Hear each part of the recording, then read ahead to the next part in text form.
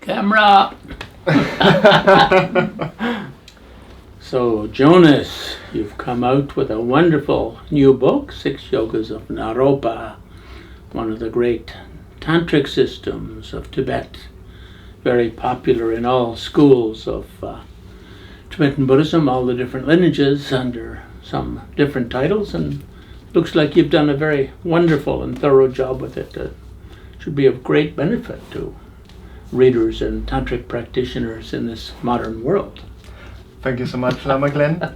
And so on the occasion of the book release, of course, it is my great honor to interview you on the subject of the Six Yogas of Naropa.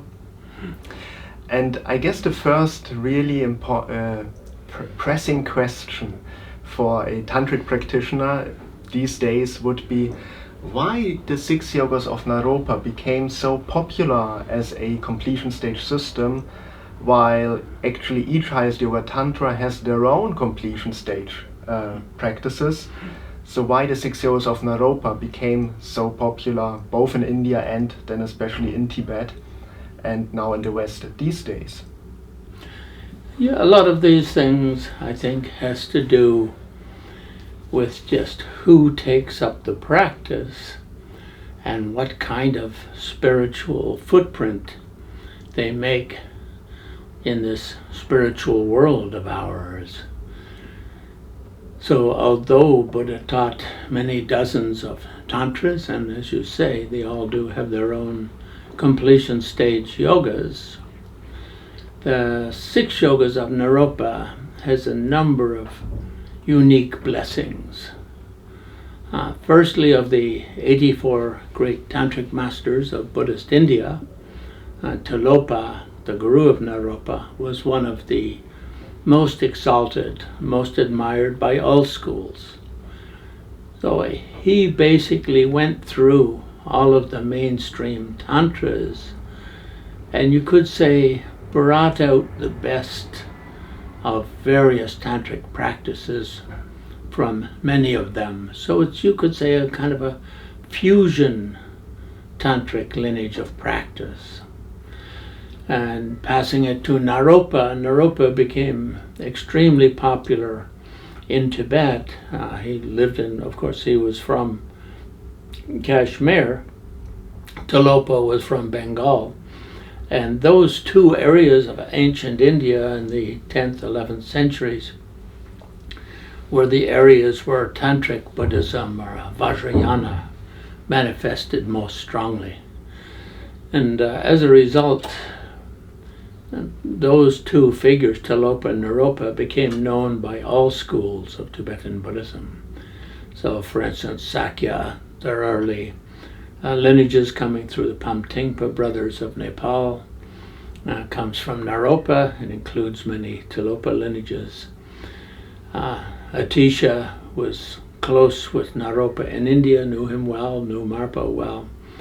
And of course, the other schools in Tibet, so Sakya and the Kagyu schools emerged directly from the lineages of Naropa, Tilopa, brought to Tibet by Marpa Lotsawa and transmitted to his four great disciples, especially Milarepa.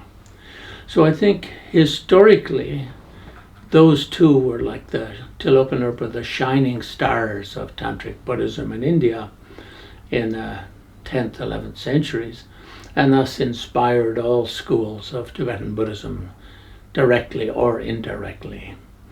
Then the Six Yogas of Naropa came to Tibet in two streams, one with the Sakya, known as the 10 Dharmas, and 10 Dharmas of Naropa. Sakya Treason still gives that. And the Six Yogas came through Marpa, Milarepa, down through Gampopa to Pama Trukpa and other of Gampopa's great disciples, down to Jigdan Sungon, the Drikung school. And the Drikung school became the biggest of all the Kagyu schools in Tibet. And so its lineages spread widely and vastly in all other schools. So starting with such illustrious names certainly gave it an advantage, you could say, over other lineages. And then secondly, when the Dalai Lama and the Panchen Lama incarnations emerged as sort of foremost, most popular, you could say, lamas of the Tibetan Buddhist highlands. And their lineages then spread to Western China, Mongolia, and all of that. And every Dalai Lama did strong practice of Six Yogas of Naropa, as did most of the Panchen Lamas. So because of these illustrious names, achieving enlightenment through the practice, and of course also writing poems and mystical songs of experience and practice commentaries, the lineage spread and continues until today. And even today, I think all schools of Tibetan Buddhism have some lineages coming of the Six Yogas of Naropa or the 10 Dharmas in either form that they practice and teach. The present Dalai Lama has taught Six Yogas and given the transmissions on numerous occasions, so certainly that all contributes to its popularity. And I think the other aspect of Six Yogas of Naropa is Naropa as a wonderful experiential practitioner really tried to take the Chandali or Kundalini yoga, the Tummo practices, down to the bare essentials. So practitioners could quite easily gain accomplishment without a lot of ritual and ceremony and unnecessary complications and intellectualisms around the practices. So I think that was one of the, also contributed greatly to the popularity of the traditions. Thank you so much for that wonderful overview. Now, in Tibet itself, the lineages have been often kept quite secret by each of the individual schools who kept this lineage.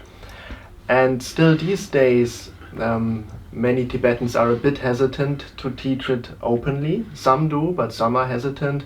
And also it seems like there are a lot of practitioners still in the West who also have a controversial view on the Six Yogas of Naropa being taught and practiced quite openly.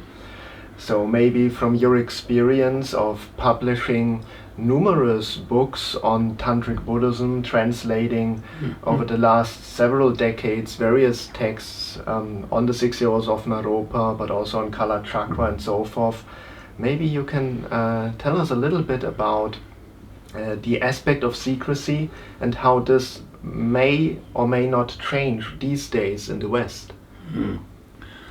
Yeah, I think I've discussed with Gyalwar Rinpoche, Dalai Lama, on a number of occasions. I lived in Dharamsala for 12 years continually and another 8 years for 5-6 months every year.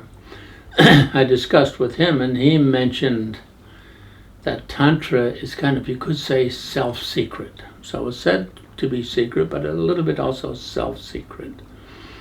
And the self-secrecy here means unless one has some kind of karmic connection with the lineage, one won't connect to it, one won't contact it. One will just walk on by without noticing it.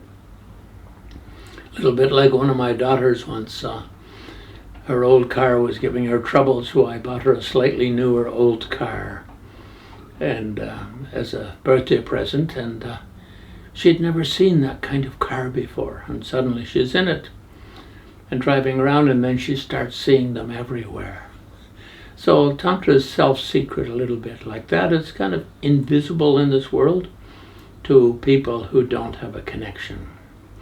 As often said, one of the specialities of Tantra in general is that it is for Wangpa Rab, people of highest tantric maturity. And it's easy, of course, if you're practicing Tantra to take that in an egotistical way, and it shouldn't be taken in an egotistical way. It's really meaning, I think, unless you have the karmic predisposition to successfully practice Tantra, you won't bump into it. You'll instead do some other, maybe Vipassana from Burma or Satipatthana from Thailand, or Lamrim Lojong from any of the various Tibetan or Mongolian schools or Bhutanese schools. And Tantra may not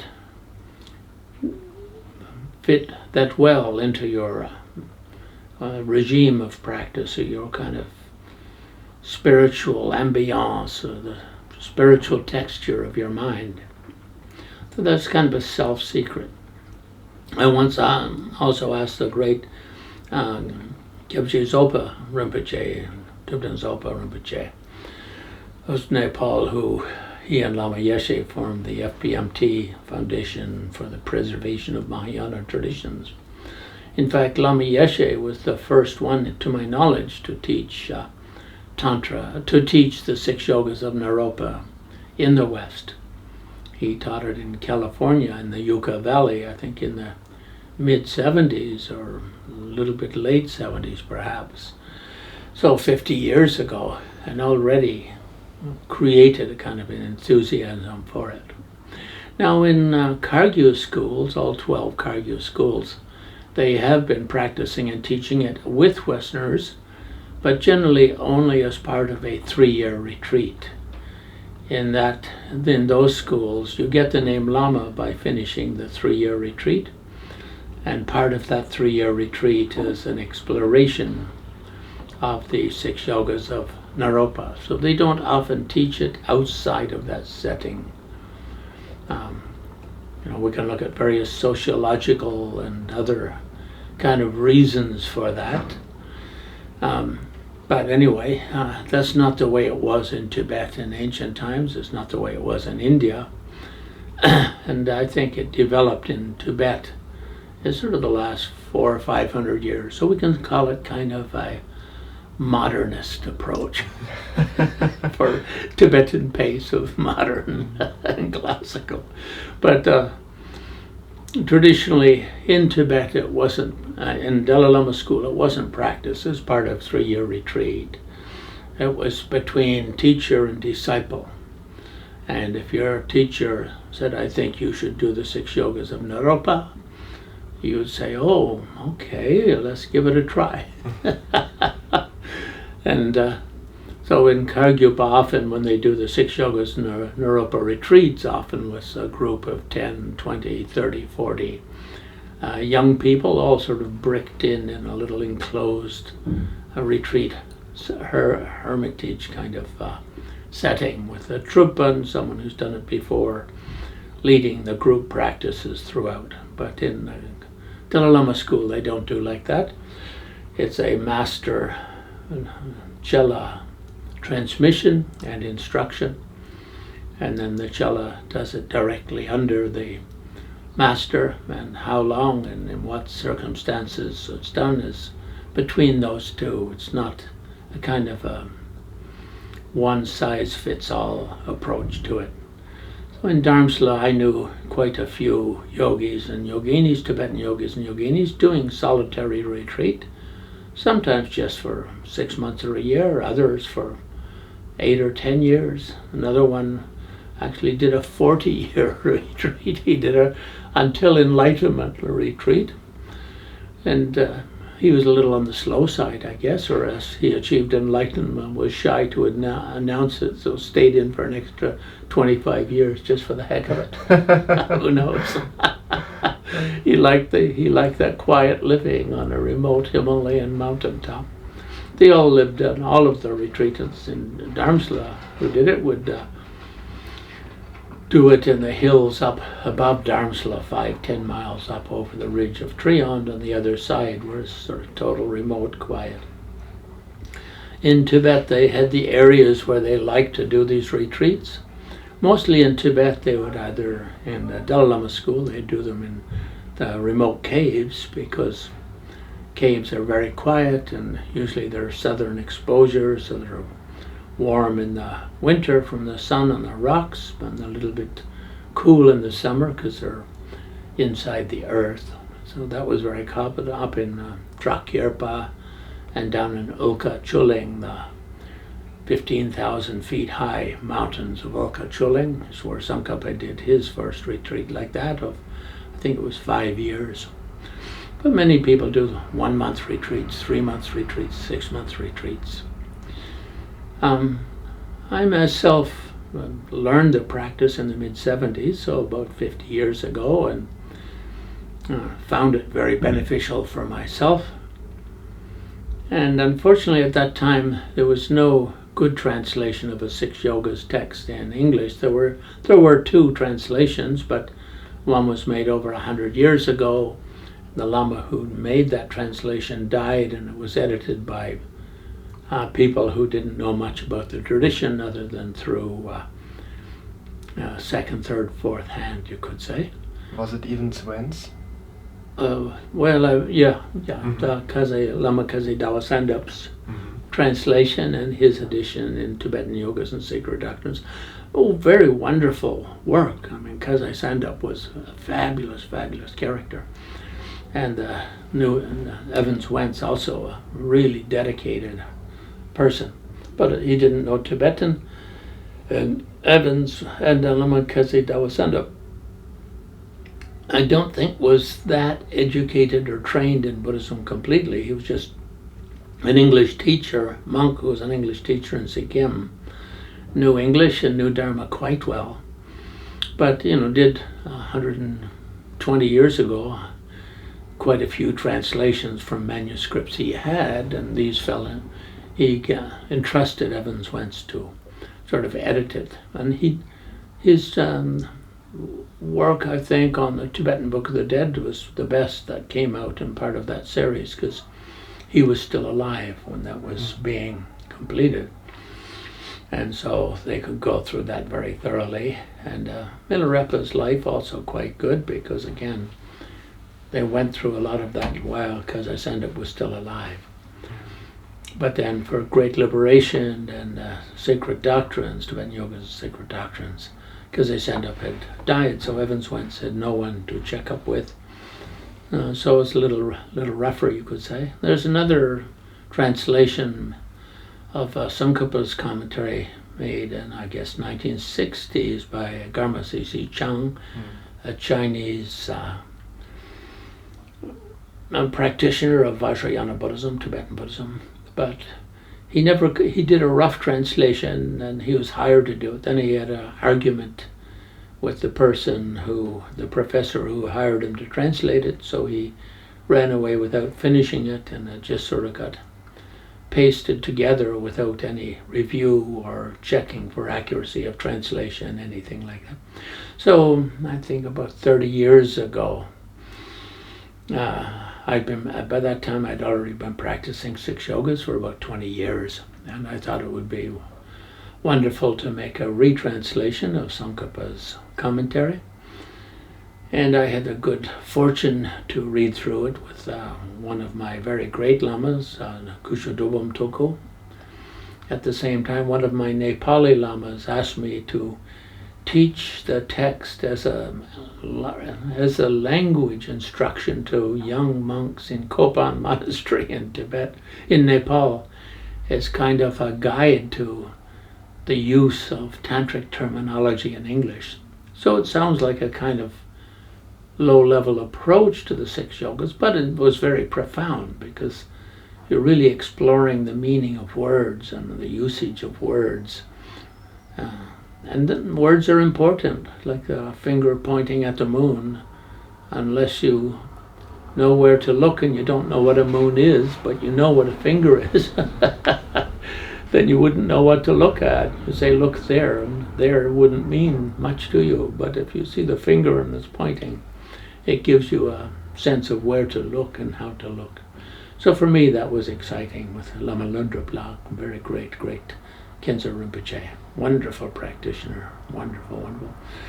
And later I reviewed my Six Yoga training in Italy with Lama Champa, a really great yogi, tantric practitioner who had been sent by Dalai Lama to teach in a Dharma center in South Italy.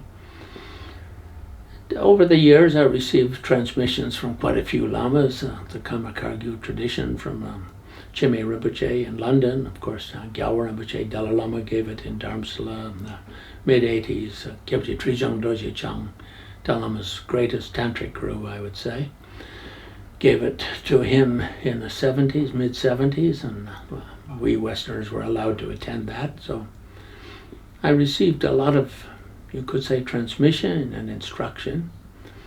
And by the mid-90s, I'd been practicing for over 20 years. And so decided to do 2 books to introduce it to the West in a kind of a more casual way. And after that, started teaching it to small groups around the world. And people had very strong results, very positive results. And I would say no casualties. Often we hear Tantra is a little bit dangerous if not practiced correctly. One of the fabulous aspects of Six Yogas of Naropa is the clarity of the instruction from Tilopa to Naropa to Marpa to Milarepa to Kambopa.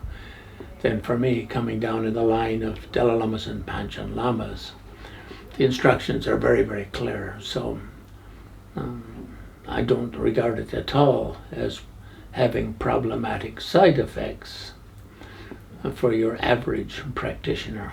And I've probably taught it to 3,000 or 4,000 people over the last 30 years. And I don't know of anyone for whom it has had a negative side effect.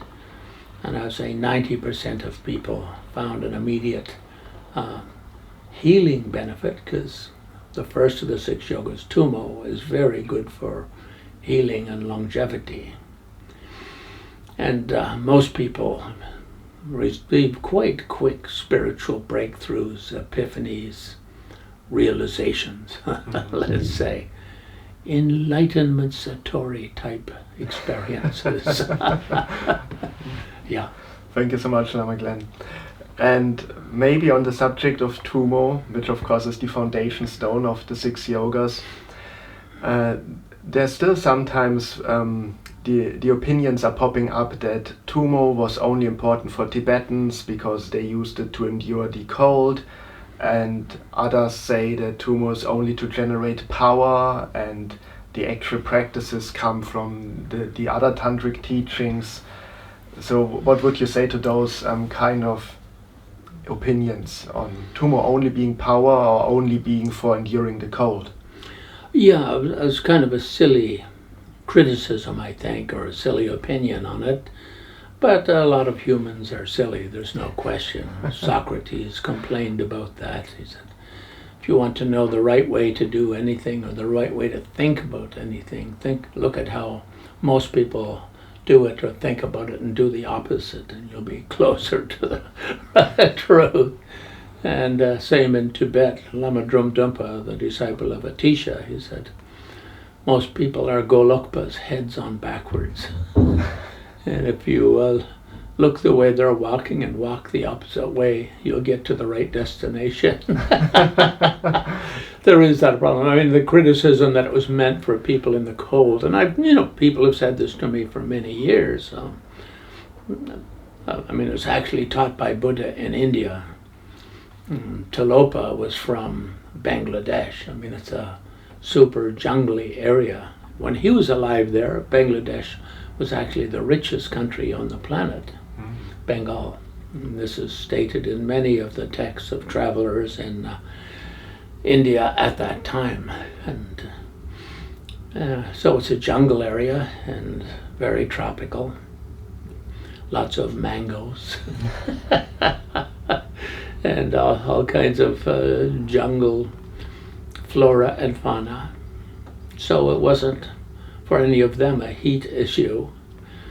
Tummo is talking about bringing the male-female energies in one's body into harmony. So most men think, I'm a man, I'm a man, I'm a man, I'm a really good man. And most women think, I'm a hot chick, I'm a hot chick, I'm a hot chick. In reality, we all have our mothers and fathers, 4 mothers and 4 fathers, grandmothers and grandfathers, all the way back to the tadpole and beyond. And so Tummo is really talking about how to connect the subtle genetic chemistry within this coarse physical body in such a way that we create something like a continual orgasmic state of mind. The Tibetan name for the Deton Yerme Yeshe, the primordial wisdom or awareness or presence of bliss and emptiness. And when we do Tummo, normally if we're feeling a little male, we're kind of a little edgy on the hard side. Female, we're a little edgy on the vulnerable side. To bring our power and our openness together in perfect balance is the key to enlightenment. And it's not only a key to enlightenment, but it's a key to a happy, free, relaxed mind. So that everything we do is on the basis of a kind of a joyful inner freedom or liberation, open-mindedness, unconstricted awareness. So, for instance, someone who's paranoid has it's almost like they're in a prison, isn't it? Like a little cage. Their mind is completely locked in that little area. Or someone who's attached, their mind is tethered by the strength of that attachment. Someone who's irritated, angry, fearful, they're limited, or their movement is limited or restricted by that chain of anger or whatever. So when we bring our male-femaleness together within our body, those kind of, you could say, negative conceptual mindsets dissolve. And people become relaxed and joyful.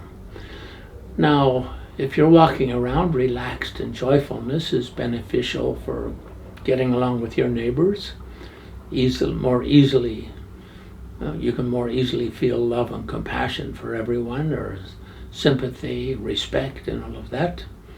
And of course, when they see a relaxed, happy mind, most people's level of happiness and relaxation goes up. They see someone angry, upset, fearful, crying, or shouting with anger, and drug addicts like whimpering with great desperate need for something to correct their state of mind.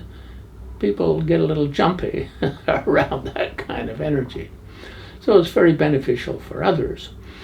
In terms of oneself, if one has it on the basis of a relaxed, joyful mind, one makes better decisions. One's life goes in a better direction. It's more healthy. In Buddhism, we say, Tantra, in Indo-Buddhist Ayurveda medicine, is said all of our illnesses come from a disbalance of the energies in the body, the three humors, as they're called. These in turn are linked to attachment, aversion, and kind of mental flip-floppiness, let's call it, for want of a better term. And that throws the energies of the body out and brings physical illnesses and the mental unhappiness, and the mental unhappiness brings mental emotional problems.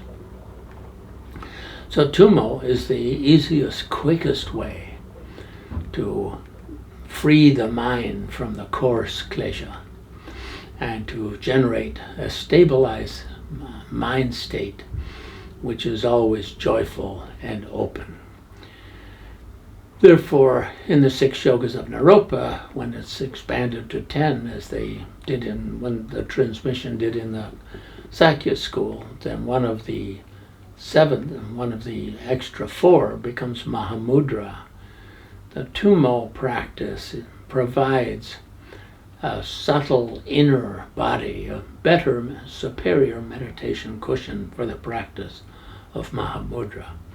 Mahamudra here means the great stamp or seal of bliss and emptiness that characterize every moment's consciousness, every moment's breath in or breath out, simply because the inner energies, the boat in which we are crossing the ocean, is held in a still water. If the waters are turbulent, then the boat's going bzz, bzz, bzz, bzz, So naturally the mind is similarly going like that. So for that reason, as we often see it said, if you that without Tummo it takes many, many lifetimes to achieve enlightenment. Often they say 3 countless of eons of thousands of lifetimes. With Tummo you can achieve enlightenment in a single lifetime. Seichik Sangye, one body, one life, enlightenment. Luchik Seichik Sangye is kind of a typical Tibetan expression. And these days it's better if people go for it rather than think, oh yes, I'll go slowly, gently, safely and take 3 eons and 100,000 lifetimes. I mean, I don't think it's true that other non-Tummo based traditions take 100,000 lifetimes, but that sort of metaphor is given all the time in Indo-Himalayan literature, not just Tibetan. All the great Indian masters of the Vajrayana masters of India, the Mahasiddhas of India state that, and also in Tibet, of all schools of Tibetan Buddhism make that claim. Well, Lamala, thank you so much for this wonderful overview and those deep insights on the 6 Yogas of Naropa and Tummo practice. So thank you for your time, and then we're of course looking forward to the book release, which really happens thanks to your transmission and all the guidance and support that you give to all your students all over the world. Thank you so much. My joy, my pleasure, and I do think that the best, highest teaching of Buddha is the one that's most appropriate to the practitioner. And often in the West, we tend to be a little bit egotistical, so when Dharma teachings are promoted in the West, they'll say, highest teachings of Buddha Dzogchen, highest teachings of Buddha Mahamudra, highest teaching of Buddha Tummo. But actually the highest teaching of Buddha for you, or for me, is the one appropriate to where I am at the moment. And the wonderful thing about the 6 yogas, it's a comprehensive tradition. It's not just 6 yogas. It just was given that name later in the history, probably 400 or 500 years ago, 600 years ago. Before that, it was known as Bardo Tungdol, how to become free, achieve enlightenment, whether you're awake or whether you're asleep in dream yoga, sleep in dream yoga, or at the time of death. So it included all 84,000 teachings of Buddha, but with the emphasis of approaching those 84,000 from the perspective of the subtle body, subtle energies, balanced male-femaleness generated by means of the Tummo practice. Thank you very much, and congratulations on putting together what you've learned on it and trying to share that with peoples of like mind and those who wish to achieve the greatness of enlightenment that is the legacy of this first 2,575 years of the Buddhist transmissions. Thank you so much, Lamala. Yeah.